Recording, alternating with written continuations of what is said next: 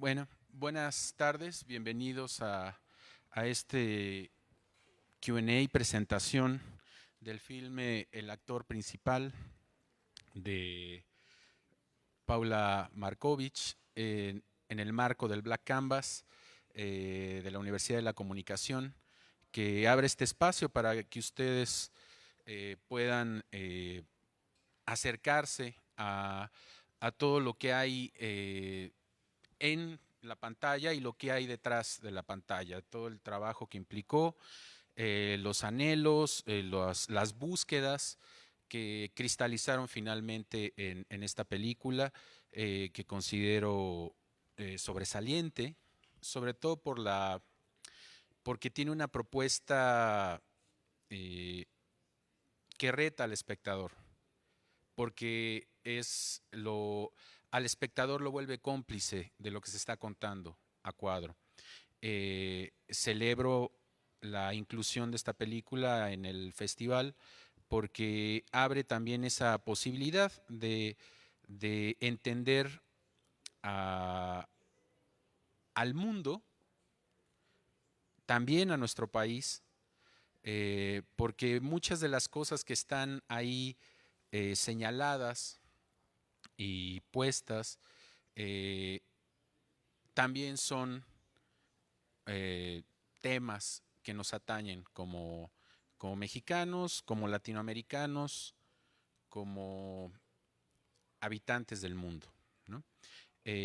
Aquí en el panel nos acompañan los actores principales, Marcelo perdón, ah, Violsa. Es que estaba yo con el nombre del personaje, pero no, Bielsa.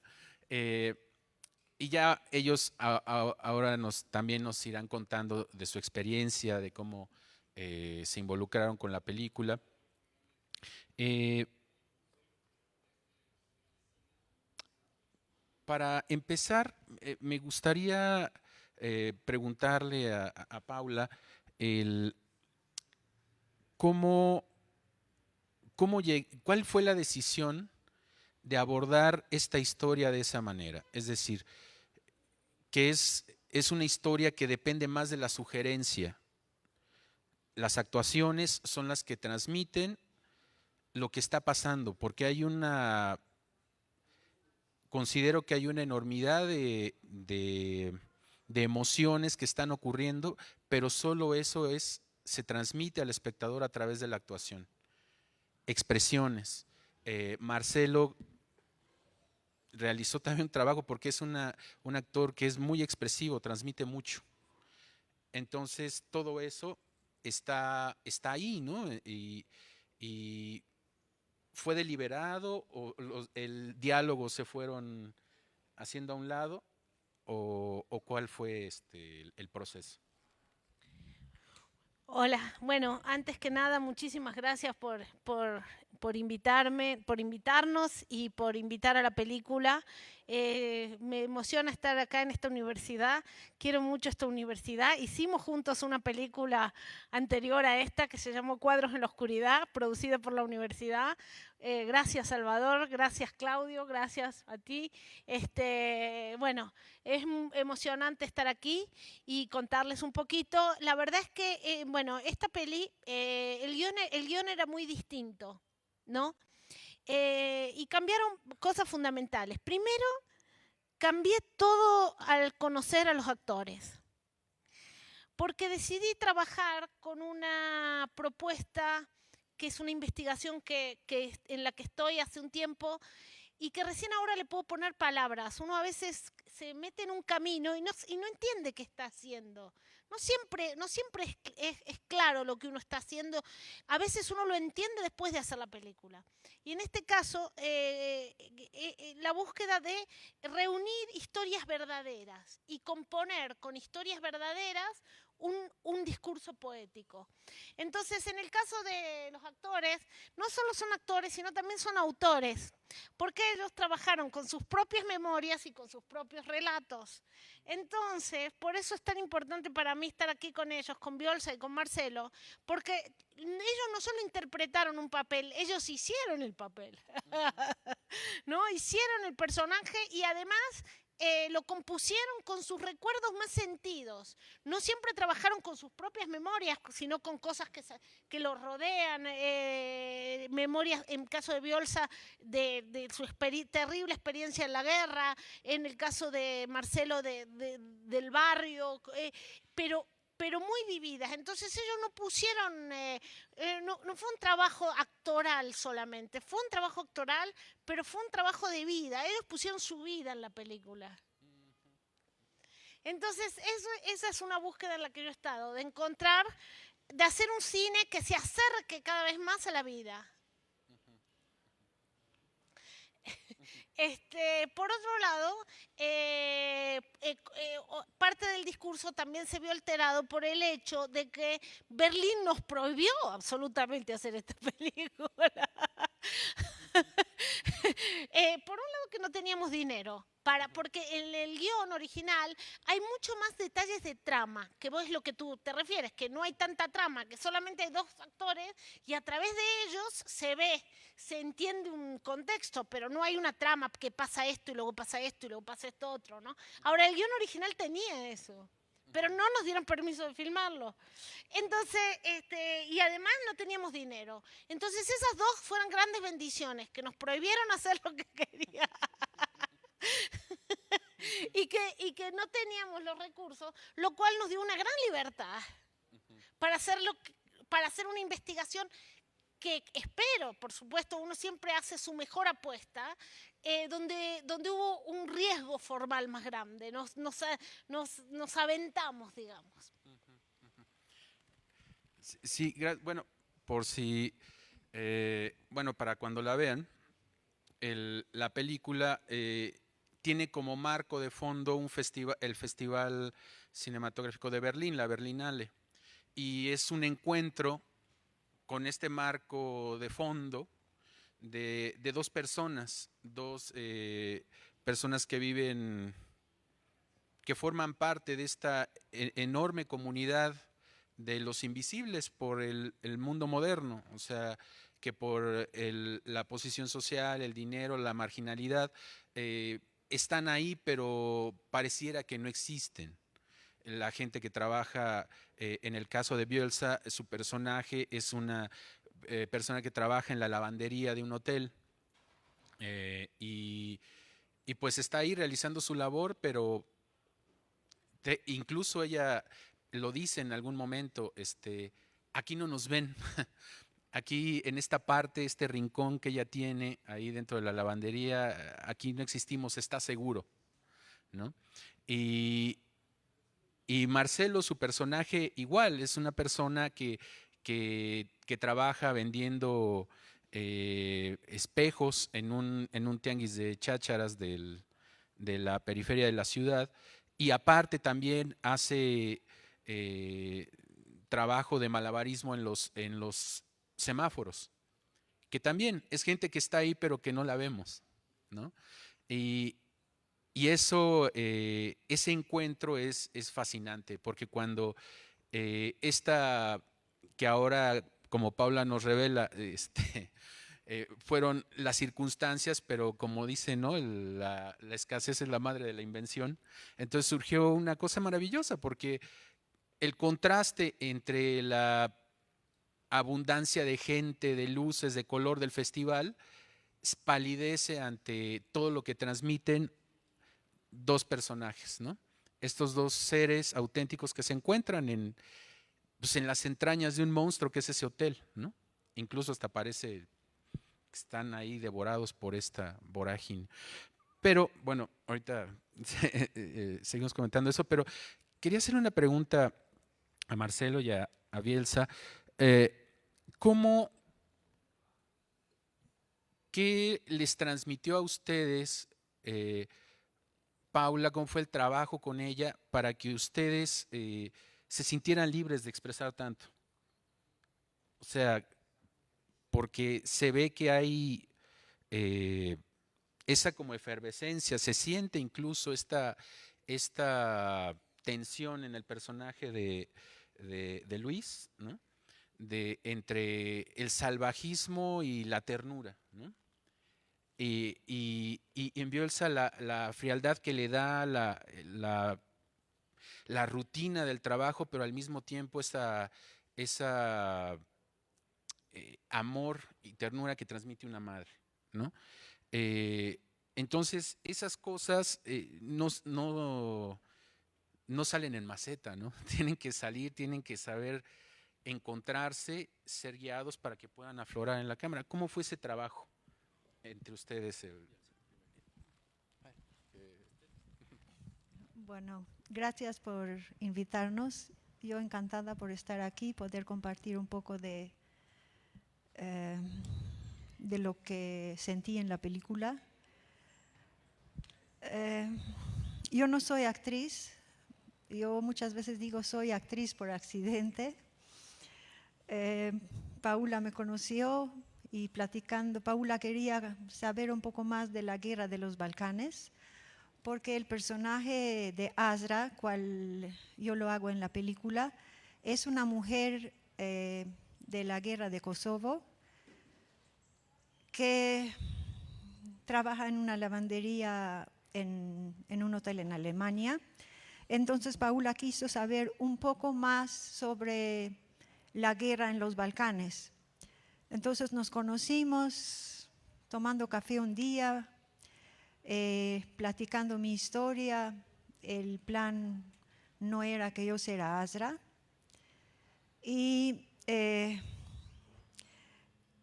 ahí platicando, al final Paula me invitó, me dijo que si quería tener el papel de Azra, y claro que dije que no, porque no sabía, pues no sé nada de actuación. Entonces poco a poco nos hicimos amigas con Paula. Tal vez eso me ayudó mucho, que en la película tener esta libertad de hacer cosas, de proponer tal vez alguna cosa, de hacer algo con mi personaje. Yo creo que no lo hubiera logrado si fuera otro director, pero lo hice porque con Paula ya tenía una otra relación que tiene el actor con el director. Ya éramos casi amigas. Y con la manera de ser, Paula me ayudó mucho de estar más libre de actuar, de decir tal vez cosas que no les hubiera dicho en algún otro momento con algún otro director. Y para mí fue una experiencia única, una experiencia bonita, y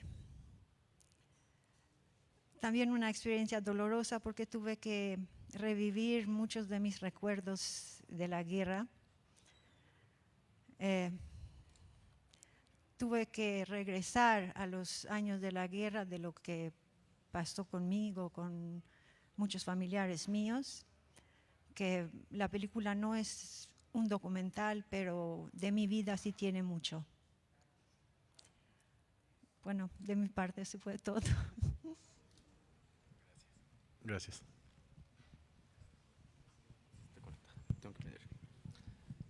Pues no sé, puedo empezar como… mi experiencia con Paula fue un poco distinta porque estaba como acostumbrado a trabajar con otros directores en los que a veces creo que llegan y me imponen como un personaje o una forma de cómo tú actuar, a interactuar, no sé. Entonces, yo siempre buscaba como algo en donde fuera más auténtico, más libre, porque pienso que a veces el director está pensando más en la historia que quiere contar y deja a un lado como el actor, ¿no? Lo que quiere sentir o la parte de improvisar. Entonces están más preocupados por la historia que por su actor o lo que siente. Y encontrarme a Paula me abrió muchísimo más la cabeza de una forma distinta de trabajar, mucho más natural. Entonces yo era muy libre, ¿no? Yo era Marcelo interpretando a Marcelo, ¿no? Nunca tuve que hacer un personaje que no fuera yo. Y las escenas fueron improvisadas, casi toda la película. Yo nunca leí el guión, sabía de qué trataba, pero eso lo hacía mucho más rico y natural y que yo fuera mucho más libre. Entonces, puta, fue una experiencia muy, muy divertida, muy difícil también, como sacar una escena en 2 minutos, pero creo que la relación entre director actor funcionó mucho, entonces yo confié en ella y ella en mí y a partir de eso empezamos a trabajarlo. Sí, y nuevamente, ¿no? Estas búsquedas, estos hallazgos que solo puede dar el cine, ¿no? Cuando, cuando apuesta más por la parte humana, artística. eh, Porque también son historias que van a empezar a surgir de todo un sector que se pensaba que no aportaba nada que pudiera ser interesante. Hablábamos hace poco de qué determina el gusto de la gente, o sea, cuál es el cine comercial, el cine que se va a vender. La gente no lo sabe, ni la gente que se dedica a promover cine o a vender cine tampoco lo sabe. ¿Qué es lo que le gusta a la gente? Lo va y lo descubre a la sala de cine o lo descubre en la plataforma. Encuentra la película que le gusta, que le habla directamente a él. ¿Qué puede apostar a ser un cineasta? Pues hacer lo más honesto que pueda al hacer una película, ¿no? Y también tomar riesgos, porque en este sentido apostar, como lo hizo Paula, por ante las trabas formales que ponía el entorno para la película, optó por abrir todas estas vetas, ¿no? En primera, explorar con Marcelo y su capacidad de encontrar sus habilidades como actor, ¿no? Con Biolsa su tratar de utilizar toda su historia para que pudiera plasmarlo en este personaje. Eh, y también ella poner en duda pues todas sus convicciones que tenía sobre el cine y prácticamente hacer un salto al vacío, ¿no? Y esa es mi pregunta. ¿Cómo fue ese salto al vacío? Todavía me estoy recuperando del golpe. ¿No había red? No había red.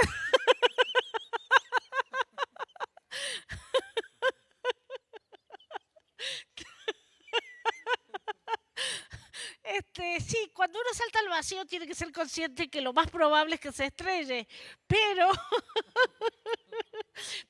cosa, pero es estrellarse alegremente. O sea, estrellarse en un sentido de que quizás al principio la peli por algunas personas que esperan una cosa más convencional no es comprendida o esas cosas, pero al mismo tiempo no es estrellarse en el sentido de la plenitud de que a nosotros nos gusta mucho el resultado, quedamos muy contentos. Y digamos, en la sensación, cuando uno se arriesga, no hay pierde, ¿no? Porque en la vida también pasa eso, ¿no? Cuando uno se arriesga, aunque algo no salga tan bien, uno está orgulloso de uno mismo, porque corrió todos los riesgos. En cambio, cuando uno no corre el riesgo y se queda, igual puede ser que las cosas salgan mal, porque las cosas siempre pueden salir mal. En nuestro caso nos sentimos que nos salió muy bien, nos gusta la película, pero digamos que el miedo al error es muy paralizante en el cine y en el arte, porque muchas veces la belleza está en el error. Algo interesante que yo quería comentar es que cuando hablo de la libertad y la improvisación, no solo en cuanto a las historias que ellos contaron en escena, sino que trabajamos sin trazo escénico, que eso es algo bastante poco común en el cine. ¿Qué significa sin trazo escénico? Iluminábamos el espacio y ellos hacían lo que querían, caminaban, se iban. Sobre todo en el caso de Marcelo, Biolsa era más chiquito el espacio, pero también en ese espacio chiquito que se ve, hay un momento de una cueva, se movían como querían, iban para donde querían. Para mí trabajar sin trazo escénico tiene la ventaja de que en la vida real nosotros todo el tiempo tomamos pequeñas decisiones. También grandes, pero pequeñas. O sea, decidimos si nos vamos a sentar en esa silla o en esa. Decidimos si vamos a caminar o qué vamos a mirar. Entonces, esa vacilación yo creo que no se puede actuar.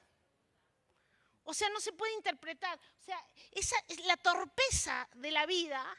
Yo quería acercarme a la torpeza de la vida. Y eso fue una decisión. Entonces, todos, obviamente, al no haber trazo escénico, además para aprovechar, porque digamos, Marcelo además es bailarín y performer y tiene otra cosa que a veces veo en el cine es que se actúa con la cara nada más. Entonces, a mí yo quería aprovechar la enorme destreza física y la belleza de los movimientos de Marcelo. Entonces, pues dije, pues muévete. Entonces él empezó a moverse y claro, obviamente eso implicaba que la cámara también tenía que improvisar. Entonces, al trabajar sin trazo escénico, obviamente pues se sale de foco. Y, o sea, y no es que se sale de foco en un momento para acentuar otro momento, no, se sale de foco porque estamos trabajando sin trazo escénico. A mí eso me gusta porque me recuerda a la soltura de la pincelada en la pintura. Mis padres pintaban y siempre creo que a veces, ¿no? Digo que a veces, digamos, es como que el arte siempre va cambiando hasta a soltarse más con buena suerte, ¿no? Entonces, siento que eso me encantó a mí, el foco oscilante. ¿No? Y me acuerdo que hace unos 10 años empezó a usarse la cámara en mano. De hecho, ahora casi todas las películas son cámara en mano. Hay muy pocas que tengan tripié. Ya el tripié es medio old fashion, ¿no? Entonces, pero en su momento, al principio, si la cámara se movía, había que hacer la toma de nuevo, porque se movía un poquitito, ¿no? Entonces yo siento que con el foco va a pasar algo parecido. Estoy esperando que se ponga de moda el cine fuera de foco. En ese momento, esta peli va a ser un hit. Pero...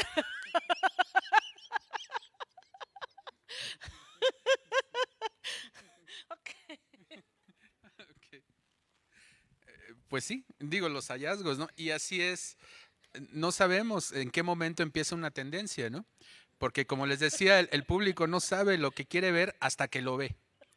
Y así, otras cosas que antes de una película de acción casi 95% dialogada, como lo es Perros de Reserva o Pulp Fiction, pues antes de que saliera y que la gente descubriera que eso le gustaba, pues era un absurdo, ¿no? Una película donde está de acción que está basada exclusivamente en el diálogo entre los personajes, ¿no? Entonces no podemos saber hacia dónde va la tendencia hasta que nosotros la creamos, ¿no? Y ahora mi pregunta, precisamente después de esta descripción del vértigo, del vacío, ¿no? Es y sería para los tres, ¿cuál fue el reto más grande de hacer esta película? Por un lado, actoralmente o personalmente, ¿cuál fue el reto más grande? Y si lo hubo, ¿cómo fue que lograron superarlo? ¿Quién quiera contestar?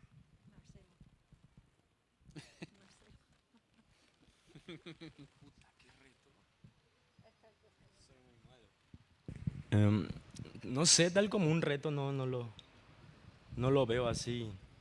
Lo veo más como una experiencia un poco... pues sí, yo creo que eso, ¿no? Como estás acostumbrado a que el director te diga párate de ahí y no te salgas de ese cuadro y demás. A veces, y más por el teatro, ¿no? Que yo venía muy exageradísimo. Entonces tenía que bajarme los niveles de no, relájate, ¿no? Entre más natural creo que salía mejor. Entonces, a mí mi primer reto fue ese, ¿no? De bajarle del teatro al cine, como más natural. Para mí ese fue el primero. Y Paula me ayudó muchísimo en esa parte. Y el siguiente fue también interactuar con personas que no conocía, ¿no? O sea, cuando estábamos en Berlín y conocimos a Sofía, para un personaje, a Sofía Espinosa, yo no la conocía. Entonces hablamos y unas palabras, ¿no? Interactuamos algo y en media hora ya estábamos grabando. Entonces para mí era un reto como, güey, no conoces a los actores y de repente ella ya está encima y me tiró vino y fumamos hashish en el baño. Fue como una... como muy, no sé, un reto hacer cosas rápido, ¿sabes? Como sin tanta preparación de yo el diálogo. Y luego no me gusta tanto aprenderme los diálogos porque luego suenas un poco como una máquina que está repitiendo, toda esa parte. Fue para mí un reto pasar del teatro al cine. Y ya luego me divertí muchísimo, ¿no? Confiar en tu instinto, ¿no? Creo que sí, ¿verdad? Bien, gracias, Marcelo. Sí. Bueno, para mí fue pues, el reto más grande, tal vez fue todo para mí.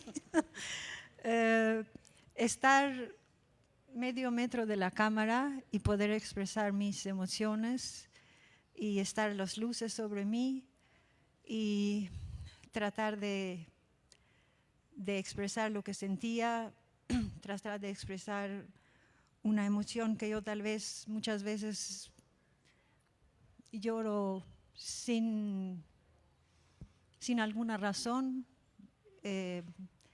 Tratar de hacer esto enfrente de las cámaras, de las luces y de las otras gente que estaba muy cerca de mí, fue muy difícil. No sé cuánto la logré hacer, pero sí estar frente de las cámaras fue un reto muy grande. Gracias.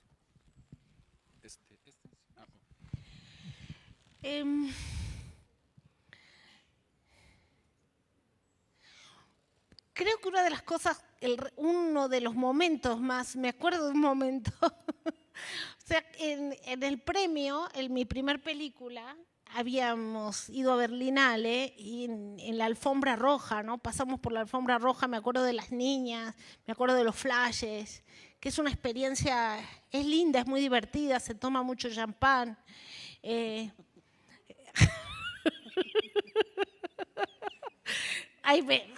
Está todo el mundo preocupado por el vestido. Es lindo, son lindos los vestidos. Yo me divertí mucho. Y volver a la alfombra roja, porque volví a la alfombra roja, pero esta vez nos echaban los guardias.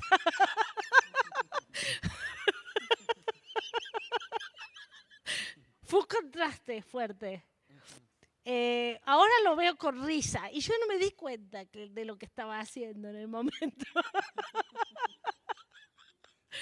Quiero decir que acá el rector de la escuela, Salvador, estaba con nosotros en la alfombra roja y nos echaban a todos. Él también corrió muchos riesgos junto con nosotros. Bueno, uno del equipo de producción. Así que eso fue extraño. Fue extraño porque en ese momento, nosotros, para mí era importante que fuera Berlín. De hecho, ahora quiero publicar una nota de un crítico de Kosovo que habla del significado de Berlín. Para mí era importante que fuera Berlín porque es una ciudad donde en cada esquina hubo una masacre.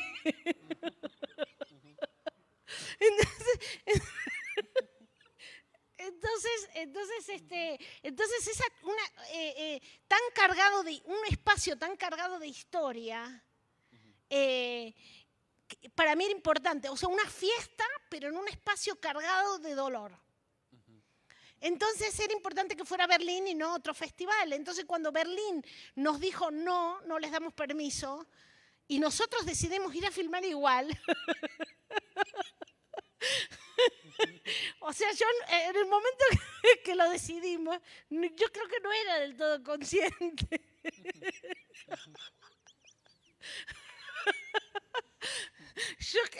Lo único que me hace sentir un poco mejor en ese sentido es que aquí está, Salvador estuvo en esas reuniones y lo decidimos en conjunto.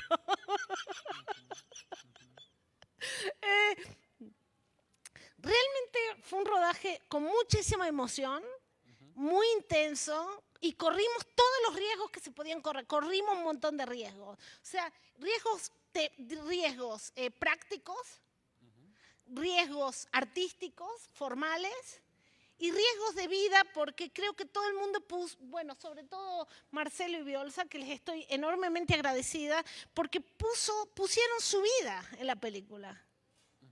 No interpretaron un papel, pusieron su vida.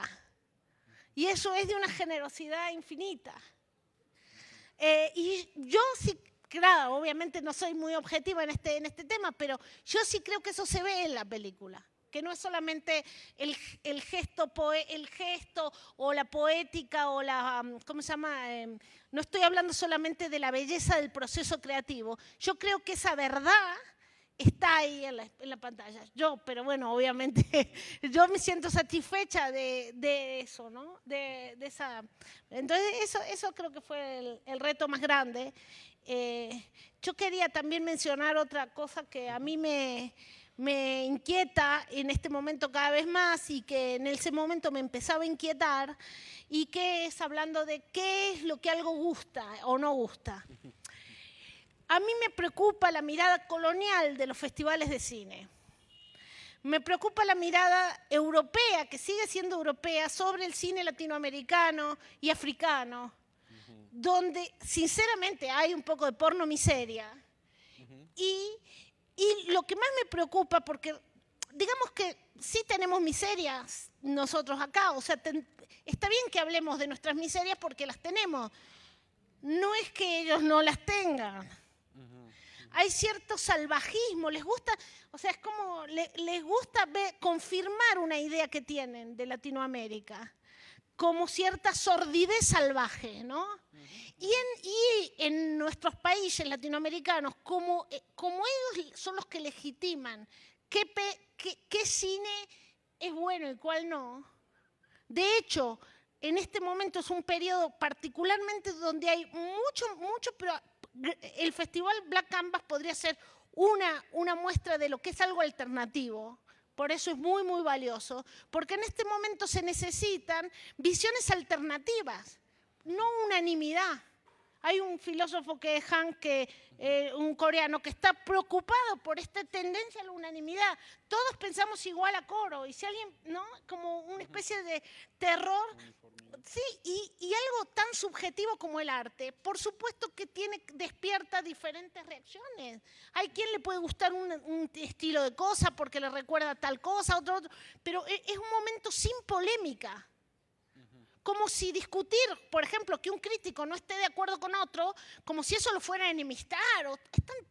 Yo digo, es raro que a todos les guste lo mismo al mismo tiempo, ¿no? Entonces, creo que hay que combatir esa unanimidad y la mirada condescendiente de Europa sobre Latinoamérica.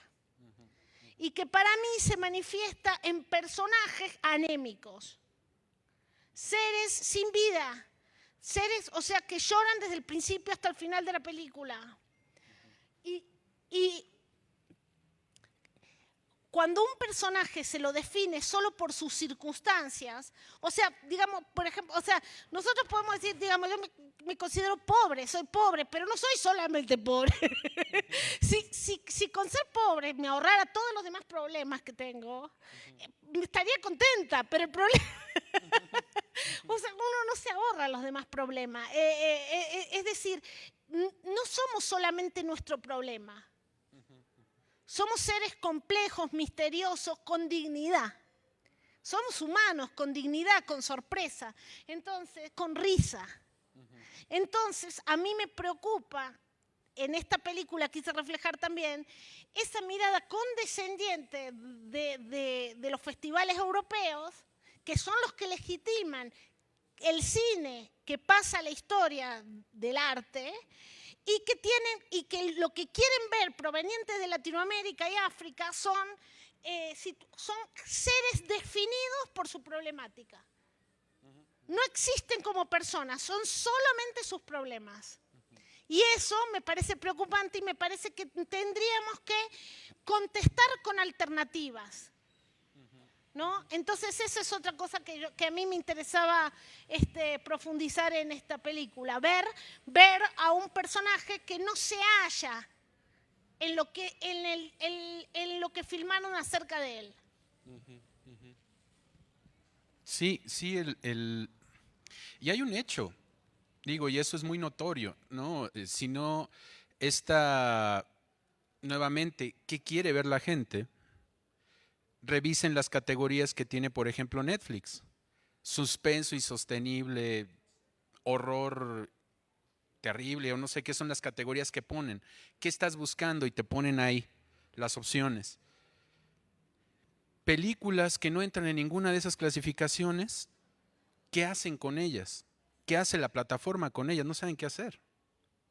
Y la prueba está en que aunque tú escojas una categoría, las opciones que te ponen siempre acaban poniéndote la última de Adam Sandler, aunque tú hayas escogido drama, o te ponen la última de Adam Sandler, ¿no?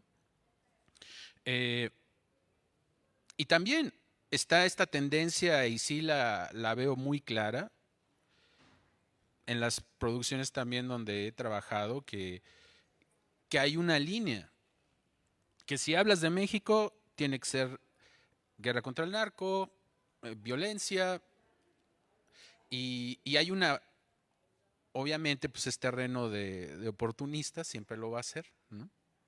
Y hay gente pues que está haciendo eso, ¿no? Y para eso ahorita hay mercado, porque se piensa que eso es lo que quiere ver la gente. Que eso plantea un panorama desolador. Yo por eso comenzaba diciendo al inicio de este conversatorio que yo estaba muy agradecido precisamente por eso, porque este panorama a mí me deprime todos los días, pero cuando veo películas como El actor principal, me devuelve la esperanza, ¿no? Me devuelve la esperanza de que así como encontró en mí un espectador, seguramente hay todo un ejército de personas que están esperando encontrar esta película. Y esa es una apuesta, un riesgo noble. Habrá quien dirá que es una causa perdida, ¿no? Pero yo creo que no, es valerosa. Y hay gente que está ahí, en carne viva, ¿no? Como Marcelo, él se expone ahí, o sea, en su búsqueda como en su profesión, pero también al mismo tiempo como ser humano. Se expone ahí, está en carne viva. Y se nota esa tensión, ¿no? De la cámara entra en ti. Y Paula supo encontrar ese camino, ese sendero. Digo, yo me puedo seguir hablando con eso, pero no los quiero monopolizar. Entonces, quisiera saber si ustedes tienen alguna pregunta, quieren hacerle algún comentario a ellos. Si no, yo feliz, ¿no? los tengo aquí, ¿no? Para...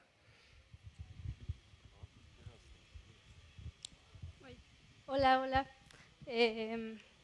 Pues bueno, yo ya tuve la fortuna de conocer un poco del trabajo de Paula, mucho gusto. Pero sé que también acá tenemos nuevas miradas, ¿no? Miradas muy jóvenes. Y me gustaría, no sé, que Paula nos contara un poco más sobre su proceso creativo.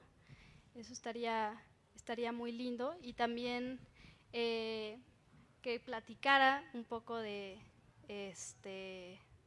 cómo ella ve su cine.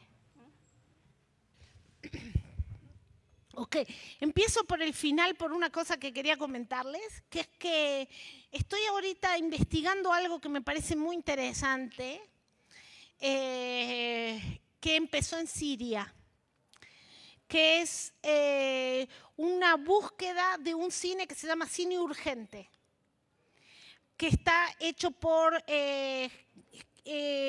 cineastas sirios que están en riesgo, ¿no? Una película que a mí me encanta y que está en Netflix, se llama Parasama. Me fascina la película porque veo a alguien que ahora sí que está corriendo un riesgo a todo nivel, formal, artístico, poético y de vida, porque está ahí cuando están cayendo las bombas, está poniendo en riesgo. Entonces, a mí me está interesando mucho ese concepto del cine urgente, porque creo que también yo intenté hacerlo, empecé a sentirme incómoda con un cine que no es necesario, o que es falso, o que plantea problemas de otros. Un cine de una clase media que filma narcos o filma pobres, por decirlo así. Digo, porque es lo que quiere ver Europa de México. Si sos noruego, podés tener problemas filosóficos. Si vivís en México, nada más tenés hambre. No, entonces me está interesando mucho el cine urgente, la concepción de urgencia en el sentido de decir, hagamos algo que necesitamos decir. Hay tanta emergencia, o sea, estamos en una pandemia todavía, o sea, vivimos en emergencia. Entonces, esta mascarada, esta cosa tiesa, es un poco absurda en el contexto que vivimos. Deberíamos estar, ¿no? O sea, justamente este cine de emergencia, cine urgente, surge en Siria en medio de la guerra, ¿no? O sea, como respuesta a una situación de emergencia. Y el mundo está en emergencia. Si no hacemos algo en unos años, nos quedamos sin mundo. Y entonces, ¿qué vamos a seguir haciendo un cine, ¿no? Tibio. Entonces eso es un poquito lo que estoy encontrando ahora con mucha fuerza. Y respecto a los procesos creativos, bueno, yo vengo de la literatura, escribo desde niña, y la literatura, bueno, me fascina, sigo escribiendo literatura, y para mí el texto para cine, que se suele llamar guión, a mí no me gusta ese apodo. Para mí el texto para cine, tampoco me gusta el formato de guión. El texto para cine es una pieza literaria, independiente de su futura filmación. Y en la o sea, yo considero que el texto es una obra y luego la filmación es otra, inspirada libremente, cada vez más libremente, ¿no? Entonces, siempre empiezo escribiendo poesía, escribo un poco de poesía, monólogos de los personajes, me acerco a los personajes, empiezo escribiendo un texto que no es una sinopsis, que no es una premisa, al contrario, empiezo escribiendo poesía. Y luego, en este caso, quisiera decir que a mi perspectiva poética se agregó la poesía de Marcelo y de Biolsa, porque ellos pusieron su contenido propio. No es solamente, no es una actuación, por eso los considero autores junto conmigo de esta película, porque ellos pusieron su visión. De hecho, Biolsa en un momento, esta parte solamente la entienden en Albania, pero está bien porque hicimos esto a propósito para generar el abismo lingüístico de los personajes. O sea, a propósito nos subtitulamos. ¿Por qué? Porque yo quería plasmar que eran dos seres que se entendían aún sin entender las palabras. Pero Biolsa dice un texto acerca de la guerra, que ella es la autora, ella lo escribió absolutamente, no es que lo tradujo al albanés, lo escribió, es de su autoría, es su concepción acerca de la guerra. Y bueno, luego una parte de las anécdotas que cuenta Marcelo me dijo, tengo un amigo que le pasó tal cosa, y él con sus palabras también escribió la biografía de su personaje. En ese sentido digo que es una composición poética. También Antonio Vega, que es el actor que hace del asistente, y hubo otras dos actrices que hicieron un trabajo maravilloso, pero que luego a la hora de editar nos distraían del contenido. Pero sí, es una operación poética, cada vez más. El premio todavía escribió un guión, ¿no? Cuadros un poco menos, y ahora ya fue una operación poética, pero aparte una operación poética combinada. Sí. Y eso se nota, es una exploración y de encuentro. La construcción poética depende más del hallazgo que la meta predeterminada, ¿no? Y aquí se nota, son hallazgos, encuentros de dos personas, dos personajes, expresión. Me recordó mucho a la batalla de Argel. Esta película que está guiada en medio de una área en conflicto en Europa, y este personaje que con su mirada nos va guiando, ¿no?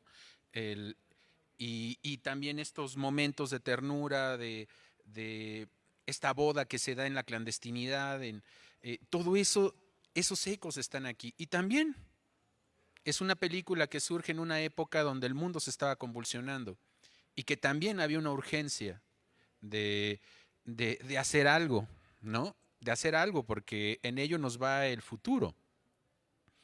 Y nosotros, bueno,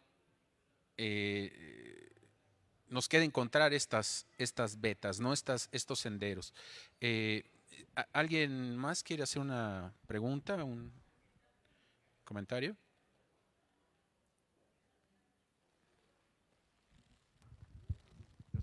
Acá está, atrás. Bueno, ¿cuál fue cómo lo puedo decir? Ah, ¿Cómo te sientes al saber que los actores pusieron de su parte en tu película? ¿Y cómo crees que el público se va a sentir sabiendo esto? ¿Cómo crees? Perdón, no te escuché bien. ¿Cómo te sientes al saber que los actores pusieron de su parte en la película? O sea, con sus historias y todo eso. ¿Y cómo crees que el público se va a sentir sabiendo eso? ¿Cómo es para ti? Bueno, estoy muy agradecida con ellos, porque la generosidad artística es infinita. O sea, cuando alguien, o sea, a veces cuando se encara una película se habla de equipo. A mí no me gusta el concepto equipo porque me resulta un poquito deportivo. Para mí es una mancuerna artística, que es diferente, porque ¿qué significa una mancuerna artística? Significa que lo que ellos dieron a la película es insustituible. A mí me gusta trabajar con el concepto de insustituible, porque los seres humanos somos insustituibles.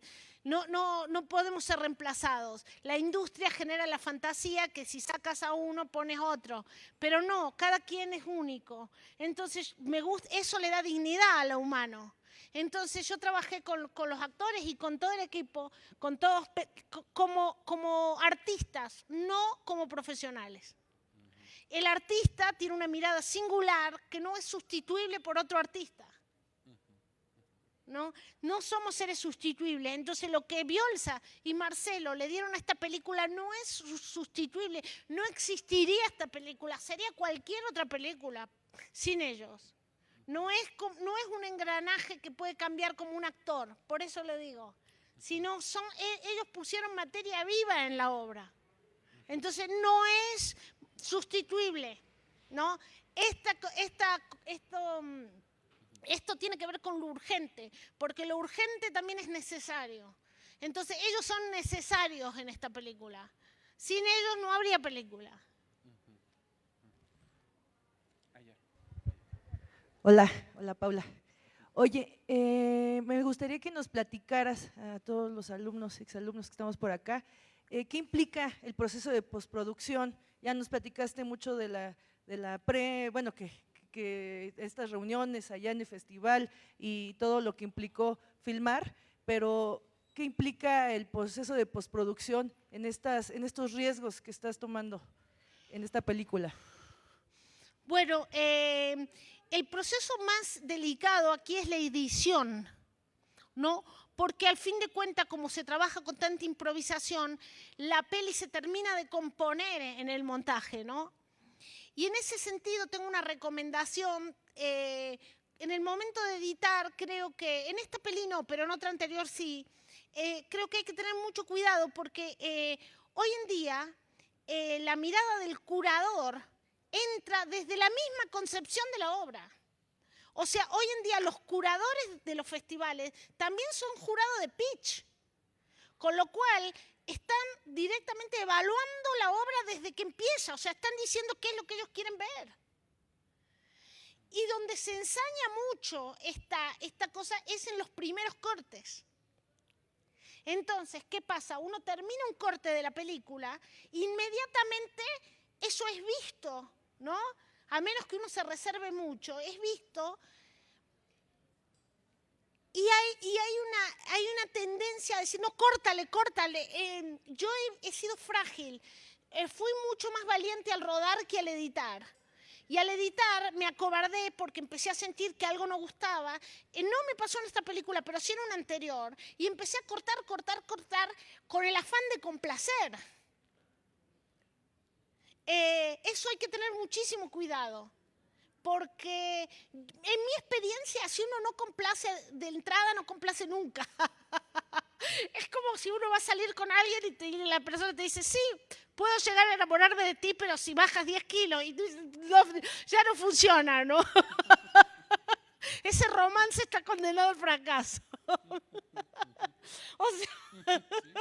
Entonces, si alguien te dice, bueno, tu película a lo mejor me gusta, pero edítale, no, pues ya no te gustó. Entonces, lo cual es muy, una peli puede gustar o no, pero este afán de complacer, a mí me preocupa que en estos tiempos se está empezando desde la concepción misma de la idea. O sea, el curador está escuchando el pitch antes que se escriba el guión. Entonces, me parece darle demasiado poder, ¿no? O sea, el curador tiene que, me parece un curador sabio y profundo, tiene que manejar, ser receptivo, sorprenderse, no encargar las pelis que quiere ver. Entonces, eso me parece un poquito preocupante y claustrofóbico del presente. Y entonces, el gran cosa es la edición, ¿no? Entonces, mi autocrítica es que fui muy valiente a la hora de filmar, pero luego me acobardé a la hora de editar y empezar a recibir esta visión, ¿no? Como empezar a querer complacer, que empezar a querer arreglarlo. No, si uno ya se equivocó en algo, mejor equivocarse a fondo. Este es un consejo, porque el error es bello. Y lo que puede ser un error para alguien con todo derecho, porque no todo nos gusta a todos, pero eso es hermoso. La unanimidad es peligrosa en mi manera de ver, que todos nos guste lo mismo. Está bueno que a alguien algo le encante y a otro no. Y no es que uno de los dos esté equivocado, es que simplemente a alguien eso le hace referencia a algo y a otro no le dice nada. ¿Y por qué tendría que gustarnos todo al mismo tiempo? ¿No? Entonces, bueno, eso quería. La postproducción de esta película se hizo en Córdoba y fue muy artesanal y a mí me gustó mucho, la pasé muy bien en Córdoba, Argentina. La pasé muy bien en la postproducción, pero en la edición sufrí mucho. En la edición sufrí en dos momentos, uno en la alfombra roja y luego en la edición. Voy a tener que cambiar un poquito la pregunta, pero tenía que ver con qué te da la confianza de lidiar con la incertidumbre de filmar. Ahorita ya nos dijiste que, bueno, la cuestión se complica cuando estás en la parte de la edición, pero cuando sales a filmar, a grabar, a rodar, como dicen, ¿qué te hace sentir tan confiada de que las cosas pueden salir bien? Es decir, ¿cómo te preparas diariamente o cómo te has preparado en tus últimos años para decir, bueno, pues lo que salga, yo creo que va a salir bien y creo en lo que estoy haciendo? Ciertamente tú eres una reconocida guionista, supongo que de ahí se logra la confianza que tienes para hacer las cosas. Cuéntanos un poquito de esto. Ok, sí, exactamente, de la dramaturgia. Pero no de la dramaturgia, no del guión riguroso de seguirlo exactamente, sino que me acerco a una película sabiendo profundamente de qué se trata. Yo siento que hay gente que tiene un guión todo engargolado, ¿no? Engargolado y todo detallado, toma 1, toma 2, toma 3, pero no sabe bien de qué se trata su película. Entonces, yo siento que sí sé de qué se trata. Mejor dicho, tengo muy clara la pregunta, quizás no la respuesta, Por eso hago la película, para encontrar o para acercarme a una posible respuesta. Pero la pregunta tiene que estar formulada con claridad. En este caso, en el caso de esta película, trabajamos sobre algo tan básico como una historia de amor. Dos seres que se enamoran. En un contexto, viniendo de historias distintas, pero que se abren. Porque ¿qué es enamorarse? Abrirse. Abren su pasado, abren su dolor y se enamoran. Es muy simple. Hasta bromeábamos en el set y decíamos que era una comedia romántica. Sí, una historia de amor. Entonces, sabiendo claramente ese nudo, que el nudo para que una peli nos guste, tiene que tratarse de algo vital. ¿Y qué cosas son vitales? La vida, la muerte y el amor, y se acabó la lista. Entonces, creo que eso me da fortaleza, que siento que sé cuál es el fondo al que quiero llegar. Eso sí lo sé.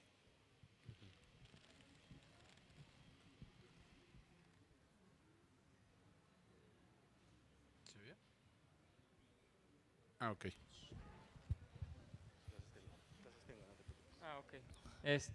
Hola, buenas tardes. Nada más quería preguntarle, ¿cuál es su proceso creativo favorito? Si es que tiene, o sea, su proceso, perdón, de la creación de la película. Por ejemplo, de que hay la preproducción o la planeación y la postproducción, el rodaje. O sea, si tiene alguno que sea su favorito y por qué. Mi proceso favorito es que tengo dos favoritos. ¿Se puede tener dos? La escritura y el rodaje. Hasta ahora la edición me ha resultado un poquito tortuosa. Pero el rodaje no. De hecho, a veces hablo, ¿no? Yo sé que trabajando de otras maneras, los directores se estresan mucho en el rodaje porque tienen miedo que las cosas salgan mal. Como yo aprovecho el error a favor, pues en general nos la pasamos increíble en el set. Nos divertimos, nos matamos de la risa. ¿No? Porque no hay ahora, no es que no hay falta de rigor, porque estamos trabajando profundamente y con nuestra existencia y poniéndonos en juego. Lo que hay no hay la obsesión de evitar el error. Eso es lo que no hay. Como ese estrés, ¿no? Ese estrés de salió mal, lo dijiste un poquito, ahora probemos decirlo un poquito más alto, se fue de foco, qué sé yo, se movió la cámara, esa especie de locura de la perfección. Bueno, hay cosas que se han hecho con la locura de la perfección y son fascinantes, ¿no? O sea, no hay una sola manera de hacer las cosas. Esta es la búsqueda que yo he emprendido hasta ahora y que me gusta. Por ejemplo, Kurosawa era estricto, no se movía, dibujaba cada plano exactamente y es un genio. No creo que haya una sola forma. Esta es la búsqueda que yo he emprendido y en la que estoy.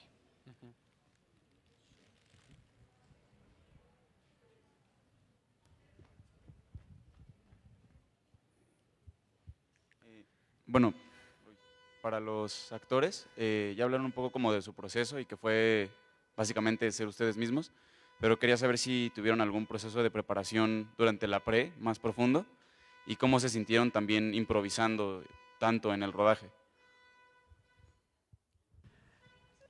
Bueno, sí, tuvimos una preparación. Tuvimos preparación con la actriz argentina Nara Carrera. Pasamos como un mes con ella, yo y Marcelo, íbamos diario. Ella nos enseñó muchas cosas, tal vez a mí muchas, porque no tenía nada de experiencia. Y fueron tardes muy bonitas con ellas. Yo aprendí mucho sobre actuación, sobre cómo expresar los sentimientos, sobre muchas cosas desconocidas para mí. Marcelo seguramente ya era un actor y no sé qué tanto le ayudó esta preparación, pero para mí fue muy importante. Sí, pues no sé, creo que lo padre fue como trabajar con, me gusta trabajar con no actores, porque a veces creo que juntas a dos y puede ser un poco sobreactuado, no sé, exagerado. Entonces, a mí me gusta trabajar más con gente que no actúa, me siento más cómodo. Y sobre improvisar, no sé, creo que son de las cosas que más me gusta hacer, pero yo doy clase en el Faro de Oriente y hago teatro físico. Entonces, mi trip es más entre el performance, la danza y el teatro. Entonces, para mí fue genial que me dejan improvisar la mayoría de las escenas porque me siento mucho más cómodo. Y de preparación, pues no sé, yo tengo 30 años y llevo dándole como 14, 15, entonces para mí fue fácil encontrarme con alguien que te dejara esa libertad de actuar. Y pues ya, lo disfruté. Hola, me hacía mucho sentido o mucho clic lo que decían acerca de la diferencia entre el cine como europeo y el cine latinoamericano. Me recordó mucho a este término que acuñó, tal vez, Luis Ospina y Carlos Mayolo, que ellos hacían un manifiesto sobre la pornomiseria, que hablaba justo de esto, de filmar, y esta película, este falso documental que hicieron de Agarrando Pueblo, que es justo unos documentalistas filmando para la televisión europea y filman los vagabundos y todo, filman 2 segundos y vámonos al siguiente vagabundo y esto y esto. ¿Cuál crees que es, o qué consejo nos podrías dar para alejarnos de este cine y encontrar el cine que realmente queremos hacer?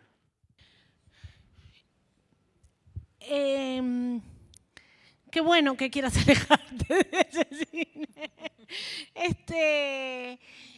El camino que a mí me parece interesante es permitirle al personaje de nuestras historias existir, no estar definido por sus circunstancias. A mí me gusta, digamos, yo vengo de un barrio muy marginal y me encantan las historias de barrio, pero justamente porque vengo de un barrio muy marginal, pues hay seres humanos completos ahí. No siento que la mirada sobre el otra cosa, lo que llaman la marginación. Bueno, la marginación es el 90% de la población del mundo, o más. O sea, ¿quiénes son los marginales? O sea, digamos, más que marginación habría que hablar de periferia, ¿no? Entonces, a mí me interesan mucho los discursos periféricos, en el sentido de que yo me siento periférica, lo soy, pero soy periférica, pero justamente porque lo soy, creo que al darle dignidad al personaje, ¿qué significa darle dignidad? Construir personajes que sean ellos mismos, no que sean solamente su problema. Seres vivos, palpitantes, con miedo, con risa. Sinceramente he visto películas recientes donde los personajes, si salimos del cine y nos preguntamos cómo está el personaje, no tenemos respuesta.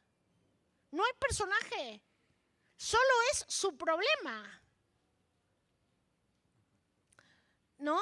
No quiero herir susceptibilidades mencionando alguna película, pero hay películas que de verdad uno sale y dice, bueno, ¿quién es este personaje? ¿No? Entonces, creo que ese es un camino, buscar seres multifacéticos. Paradójicamente, a mí me parece que en este momento encuentro, en general, estoy hablando de generalidades porque hay excepciones maravillosas, pero encuentro más vitalidad en Netflix yo que a veces que en el mundo del cine de arte, digamos. ¿Por qué? Porque hay algunas obras en Netflix y estaba viendo a Korn, una cadena inglesa. Y hay unas películas impresionantes, justamente hay una que se llama Ron, una serie que se llama Ron y otra una que se llama Ron, que muestra como retratos de personajes que viven en la periferia, pero multifacéticos, ¿no? Yo creo que uno de los rasgos de la condescendencia es mostrar personajes buenos o malos. Entonces es un personaje que es solo víctima. Uno puede ser víctima de algunas cosas, pero al mismo tiempo tiene derecho de ser un poco malo. Todos tenemos derecho de reír, de ser un poco malos, ¿no? He visto varias historias también, por ejemplo, de madres de desaparecidos. Por supuesto que es una situación trágica, ¿no? Tener un hijo desaparecido. Mi tía es madre de desaparecidos y es una persona muy risueña, lo que no significa que no esté quebrada por su duelo, pero eso es lo que siento. Siento que escaparnos de esta idea de que no existimos. Y otra idea muy, muy peligrosa del cine latinoamericano, que estamos derrotados. Personajes anémicos que terminan peor de lo que empezaron. Mentira, yo a veces veo el cine mexicano y la verdad que México es un país alegre, explosivamente alegre.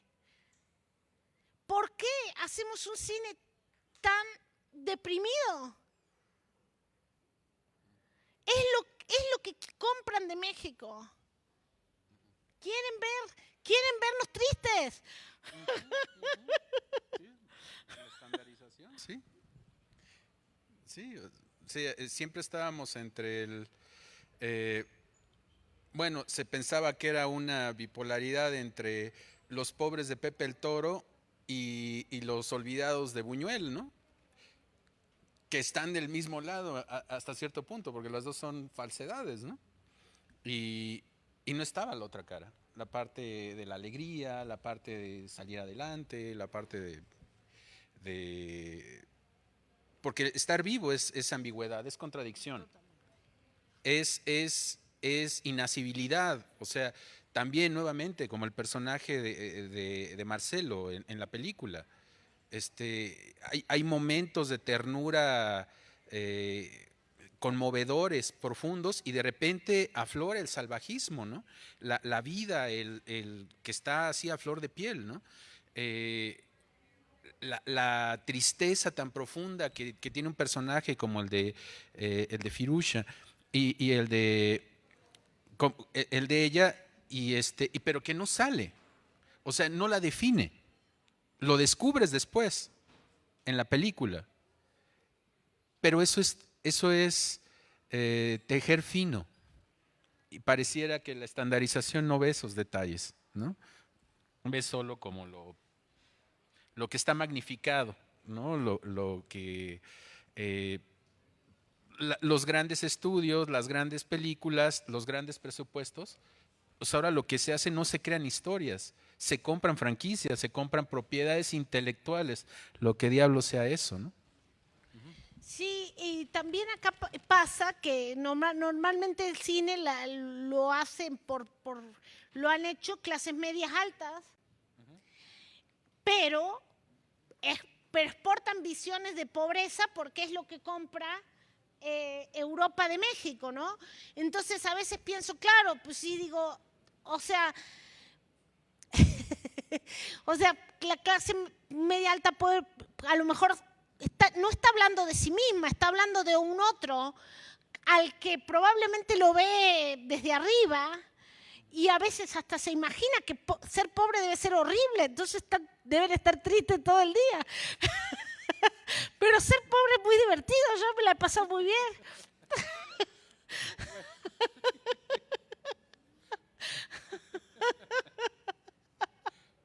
Sí, digo, también es eso, ¿no? Digo, el artista sabe encontrar precisamente eso, ¿no? ¿Hay otra pregunta o...? Sí, claro. A mí me pareció sumamente interesante toda esta parte de el caos y de salirse pues del ordinario, de todos estos esquemas planteados por el cine convencional. Perdón.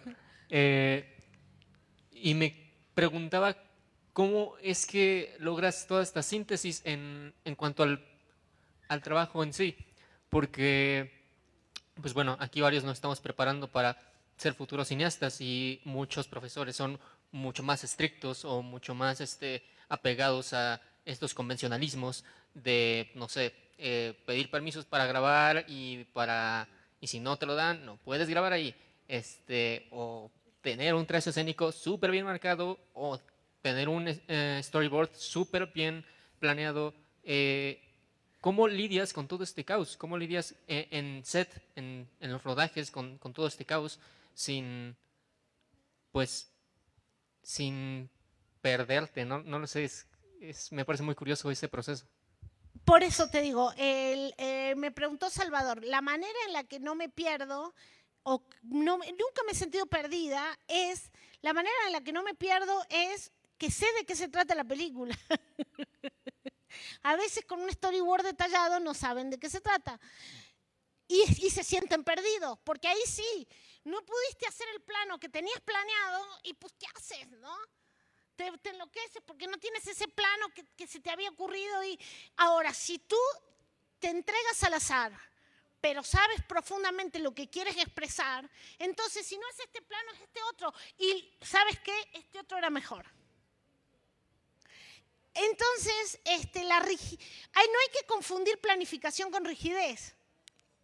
Ahora, hay otro problema, que es que el medio está cada vez menos preparado para esto, cada vez está un poquito más anquilosado, y para mí es preocupante que cada vez el curador está interviniendo en la gestación misma de la obra, que para mí es algo que es un destiempo. Es como si viniera el crítico antes de que se filme la película. ¿No? Hay un tiempo para cada cosa, ¿no? Dice la Biblia que hay un tiempo para cada cosa. Bueno, sí. Critiquemos la película el día del estreno, no el día que al autor se le ocurrió la primera idea, ¿no? La concepción, ¿no?